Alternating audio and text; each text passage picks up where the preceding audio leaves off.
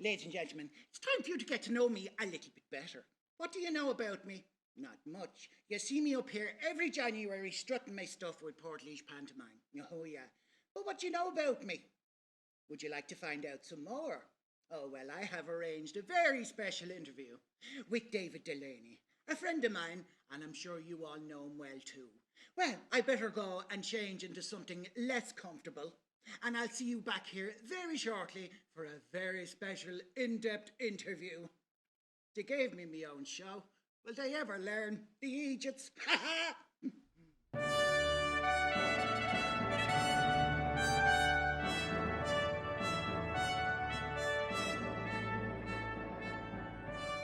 Welcome back to the programme. Our next guest has been described as Ireland's answer to Nana Muscori. We talk to Dame Granny Heath. Good evening. How are you? Have a seat. You're very welcome. I'm not very dainty now, you know. I'm showing a bit of leg, however. Up. Tell us, how are you? It's been a long time since we spoke. No, it has, yes. I'm not too bad now, yeah. 12 children in 10 years. I've been very busy. That's a pretty good one. So, tell us a little bit. You're in Portlaoise most of the time at the moment. Tell us how you ended up here. Oh, completely by accident, yes. Got caught robbing a bank, really, up on Grafton Street. Got put in prison, sent down here, you know yourself, yeah. That's how I ended up here. Right. But, I mean, our studio audience will know you from the performances in the local panto as well. Yes. The story, you said you robbed a bank. The version I've heard is that you were caught robbing Linda Martin's handbag, and that's why you ended up in the situation that you were in. Who told you that? It was public knowledge at the time. Lies! Tell us a Dirty handbag, anyway. I wouldn't put my hand in her handbag. Right. So you and Linda have since fallen out, I believe, since that incident. We never fell in. I really like her, to be honest with you. She's very fond of stealing my thunder. Right. Quite a few like that in the business now, you know. Jealousy, terrible thing. Tell us about your London days. Oh, yes. Musical theatre. What's in that? Bleach? Oh, yes, I'm very fond of the musical stage myself, yes. Very, very, very popular with all the men in the West End. Right. I mean, the roles that you would have played, you would have been involved with like some Michael Crawford. Oh, yes. Phantom of the Opera. Yes. Tell us a little bit about that. Well, I played the chandelier, really. It's kind of a stunt thing. They couldn't find one big enough, so they just strung me up by a little cable thing, hung me in front of the stage.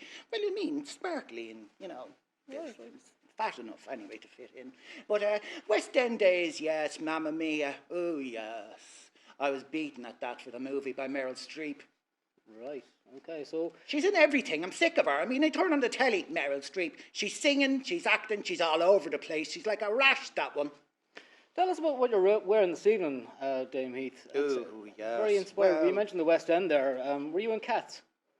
It looks like you're wearing one. Someone paying him to do this?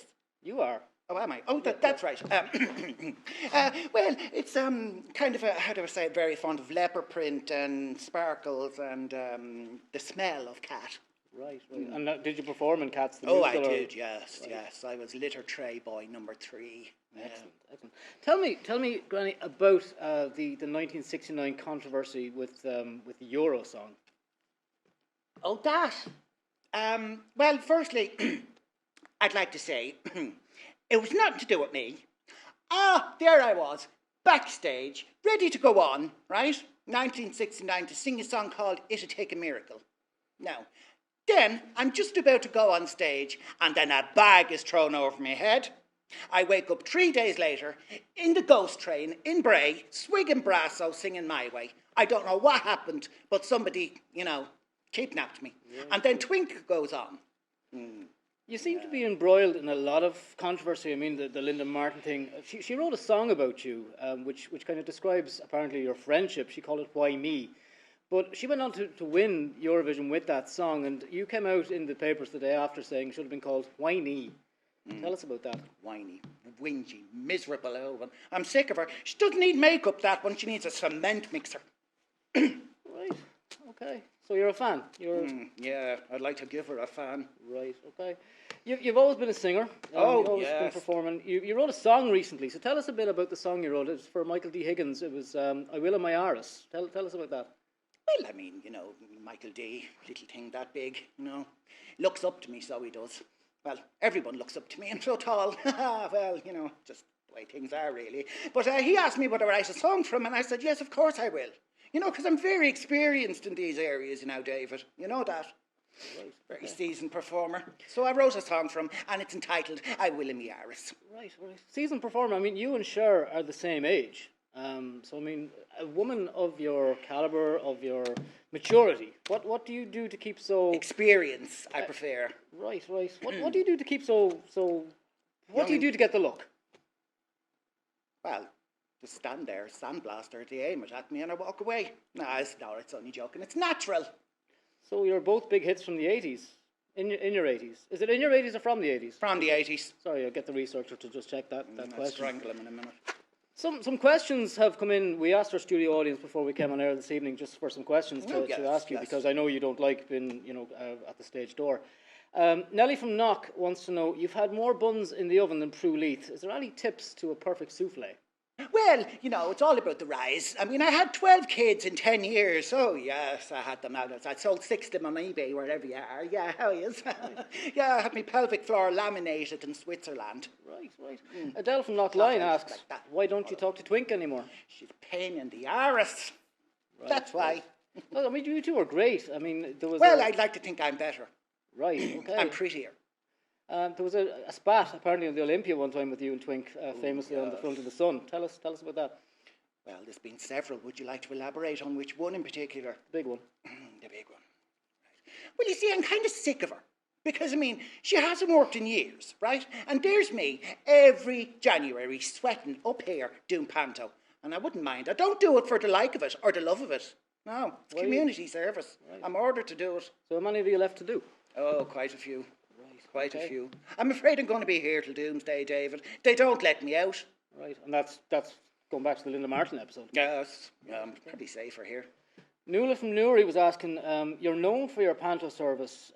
Who's the most famous person that you've had behind you? Ray Darcy. Right.